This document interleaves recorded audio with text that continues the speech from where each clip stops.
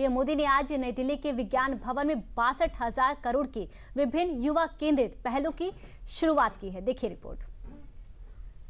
आज भारत दुनिया के युवा देशों में से एक है और बिहार उन राज्यों में शामिल है जहां आबादी के अनुपात में सबसे अधिक युवा है।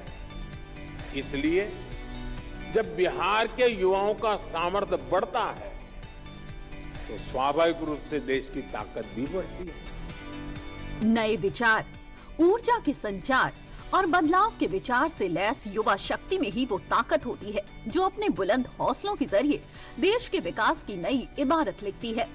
लेकिन इसके लिए एक चीज बहुत ही जरूरी होती है कि देश की युवा शक्ति के सामर्थ्य को सही दिशा मिले और अपने हुनर का करतब दिखाने के लिए उसे सही मौके मिले। इस बात को बखूबी समझने वाली मोदी सरकार देश के युवाओं के कल्याण के लिए लगातार काम कर रही है और इसी के तहत शनिवार को पीएम मोदी ने दिल्ली के विज्ञान भवन से युवाओं के विकास की ऐतिहासिक पहल के अंतर्गत 62,000 करोड़ रुपए से अधिक की विभिन्न युवा केंद्रित योजनाओं की शुरुआत की है। पीएम मोदी ने 62,000 करोड़ रुपए से ज्यादा की विभिन्न युवा केंद्रित पहलों की शुरुआत की। 60,000 करोड़ रुपए के निवेश से देश भर में 1,000 सरकारी आईटीआई के उन्नयन के लिए पीएम सेतु का शुभारंभ किया। पीएम मोदी ने खासकर बिहार को कई योजनाओं का तोहफा दिया। मुख्यमंत्री निश्चय स्वयं सहायता भत्ता योजना का शुभारंभ किया। इसके तहत 2 साल के लिए 5 लाख स्नातकों को 1,000 रुपए का मासिक भत्ता मिलेगा।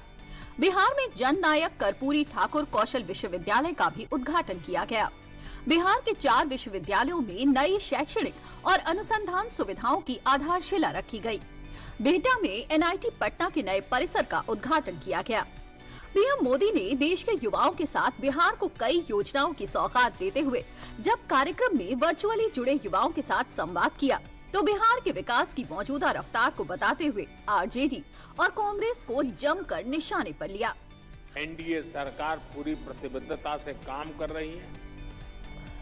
आरजेडी कांग्रेस के शासनकाल की तुलना में बिहार का शिक्षा बजट कई गुना बढ़ाया गया है। इस पीढ़ी को उतना अंदाजा नहीं होगा कि 2-2.5 दशक पहले बिहार में शिक्षा व्यवस्था किस तरह तबाह थी। साथियों, जिस पेड़ की जड़ों में कीड़ा लग जाता है उसको फिर से जीवित करना बहुत बड़ा पराक्रम होता है।